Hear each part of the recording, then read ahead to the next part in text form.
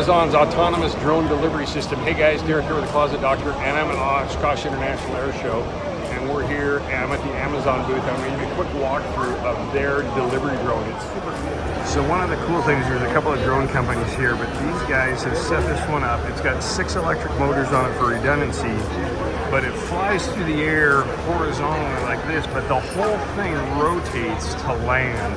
And their whole setup is they've got a standard size Amazon package up to 5 pounds that drops in it. So currently this is their standard package up to 5 pounds, and it just drops in up here, and then when it gets to its destination, the whole platform rotates vertically, and it opens the door and it drops down right there on the ground. But the super cool thing about this style of stuff, they don't have any motors that are rotating, they don't have any other moving parts.